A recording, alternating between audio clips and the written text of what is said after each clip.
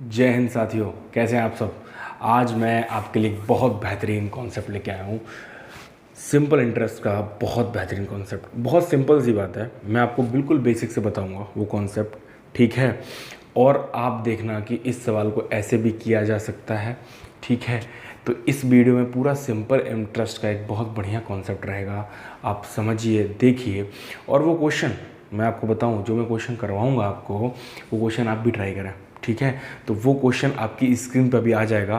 पहले आप वीडियो को पॉज करना, उसको खुद से बनाना, फिर सॉल्यूशन देखना, ठीक है। तो बढ़ते हैं क्वेश्चन की तरफ। क्वेश्चन क्या है? क्वेश्चन आपकी स्क्रीन पे आ गया होगा, ठीक है। आप देख पा रहे होंगे।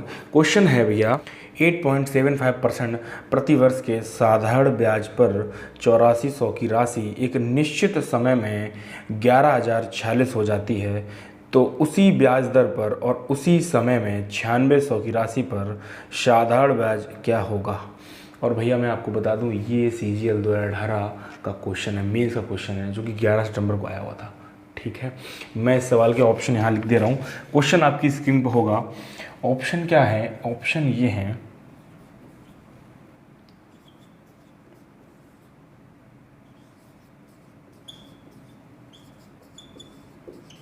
ठीक है।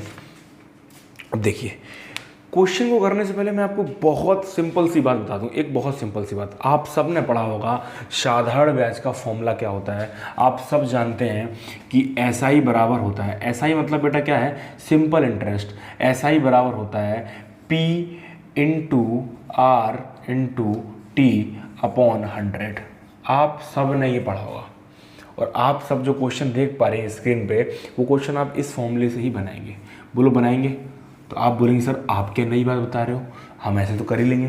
तो भैया नई बात क्या है वो समझो। दो बातें मैं बताऊंगा आपको, यहाँ बहुत ध्यान समझना मैं क्या बताना चाह रहा हूँ।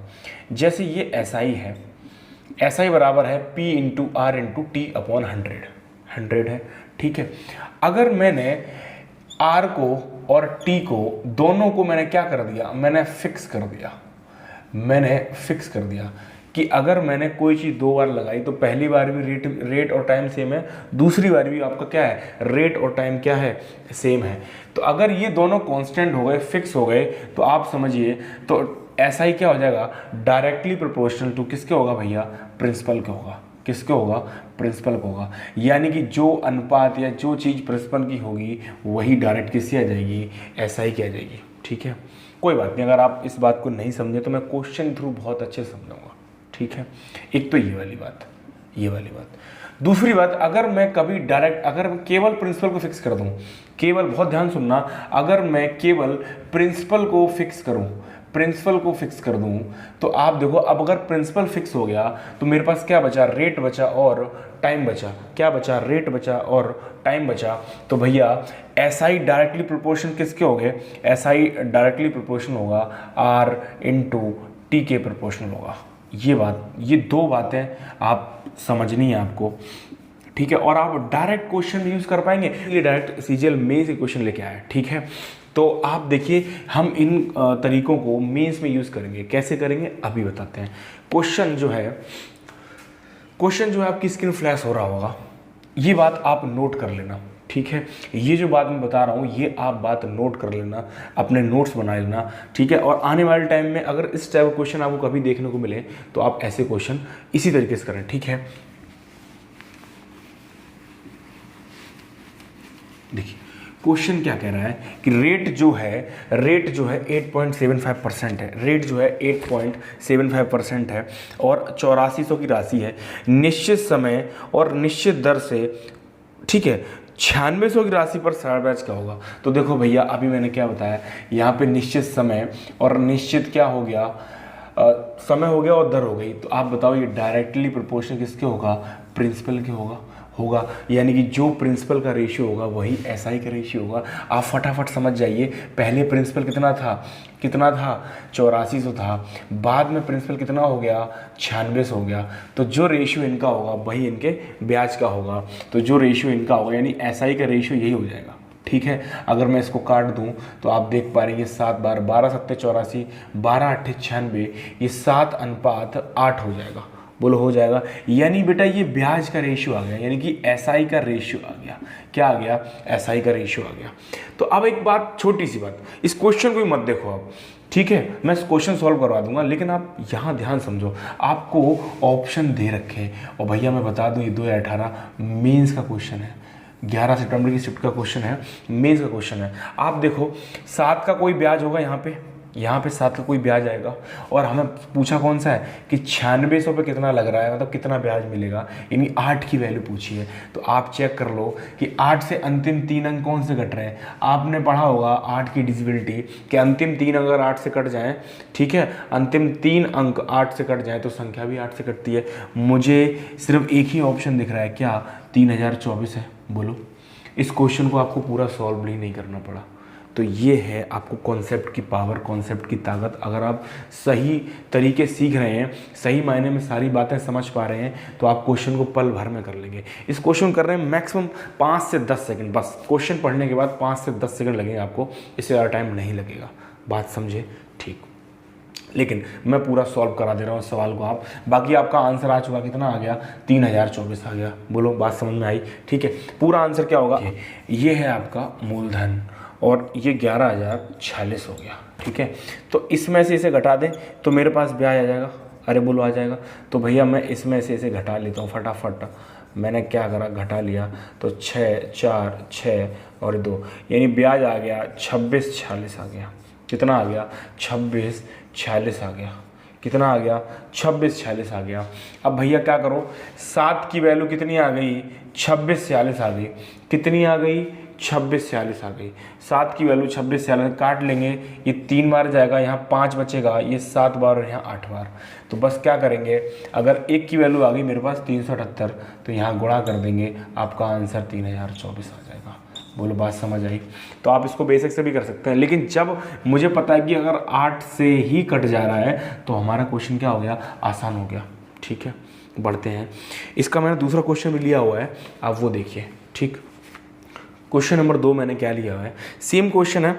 ठीक है, और आपकी स्क्रीन पे क्वेश्चन आ रहा होगा। क्वेश्चन मैं पढ़ देता हूँ। क्वेश्चन क्या है? 10,500 की राशि प्रति वर्ष साधारण ब्याज की किसी निश्चित दर पर 3 सही 4/5 वर्षों में बढ़कर 13,825 हो जाती है। यदि ब्याज की पूर्व दर को दोगुना कर दिया जाए तो उसी राशि का 5 वर्षों के लिए साधारण ब्याज क्या होगा? तो आप एक बात समझ पा रहे हो, यहाँ पर क्या है, उस सवाल में क्या था कि रेट और टाइम फिक्स था। इस सवाल में आप देखो प्रिंसिपल फिक्स है। तो मैंने कहा था अगर भैया प्रिंसिपल फिक्स है तो एसआई किस पे डायरेक्टली प्रोपोर्शनल होगा?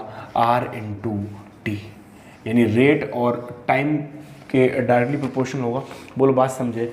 तो हम एसआई का रेशियो वही आ जाएगा जो रेट इनटू टाइम का रेशियो होगा। ठीक है, बोलो, बात समझ आई? तो कैसे, पहले रेट क्या थी और टाइम क्या था वो लिख लेंगे, फिर दोबारा रेट और टाइम क्या थी वो लिख लेंगे, हमारा वहाँ से रेशियो आ जाएगा। तो आप देख पा रहे हैं, पहले जो भी रेट होगी कोई फिक्स रेट है, लेकिन टाइम दिया हुआ है। हमने मान ली रेट आ रही है, टाइम दिया हुआ है 3 सही 4/5। तो बेटा 3 सही 4/5 का मतलब क्या है? 5 या 15 और 15 4 19/5, 19/5 रेशियो। सवाल ने बोला है कि समय हो गया 5, लेकिन इस बार दर को दुगना कर दिया उसने। दर को क्या कर दिया? दुगना कर दिया। इनका लेना है हमें अनुपात, तो R से R कट गया, ये 5 उधर जाएगा, क्या हो जाएगा? 19/50 हो जाएगा। 19/50 हो जाएगा। इस सवाल का ऑप्शन क्या मैं लिख दे रहा हूँ यहाँ पे आपको, ताकि समझ में आ जाए। बाकी क्वेश्चन में आपको दे रखा है इसके ऑप्शन। ठीक है, क्वेश्चन आपको स्क्रीन पे वैसे दिख रहा होगा। ठीक है, अब देखिए, यानी हमें 19 की वैल्यू दे रखी है सवाल में, यहाँ पे कुछ ब्याज आएगा, ये ध्यान रखना भैया, एसआई का रेशियो है, एसआई का। अब 50 की वैल्यू निकालनी है। अब 50 को आपको पता होना चाहिए, अगर आपने डिविजिबिलिटी पढ़ी है तो 50 को आपको पता होना चाहिए कि 50 से अंतिम 2 अंक, यानी 0 0 कट जाए, 5 से अंतिम अंक कट जाए, तो हमारी संख्या पूरी 50 से कट जाएगी। आप देखो 0 सब में कॉमन है, यानी 0 के बाद कौन सा अंक 5 से कट रहा है? एक ही ऑप्शन दिख रहा है हमें भैया, 87 50। ठीक है, तो पेन भी नहीं उठाना पड़ा और हमारा आंसर आ गया 87 50। बोलो, बात समझ पाए? जैसे मैंने पहले सवाल करवाया था वैसे मैं इसको भी बता देता हूँ आपको। मुझे पता है कि पहले राशि थी 10,500, 10,500। ठीक, बाद में ये राशि हो गई 13,825। कितनी हो गई? 13,825। तो भैया हम क्या करेंगे, हम यहाँ से इनका डिफरेंस ले लेंगे, क्योंकि वही हमारा ब्याज होगा। बोलो, हमारा ब्याज होगा। ठीक है, तो आप देखो घटाओगे तो 33,25 आ जाएगा। क्या आ जाएगा? 33,25 आएगा। तो भैया 33,25 की वैल्यू, मतलब 19 की वैल्यू क्या आ गई? 33,25 आ गई। ठीक है, और जब आप इसे गुणा करेंगे तो 175 बार ये पूरा पूरा कट जाएगा। कितनी बार कटेगा? 175 बार। और यहाँ 175 बार गुणा करेंगे हम तो डायरेक्ट आपका 8750 आ जाएगा। बोलो बात समझ आई? यही आपका आंसर हो गया। ठीक है, बोलो बात समझ आई? बात समझ पाएंगे।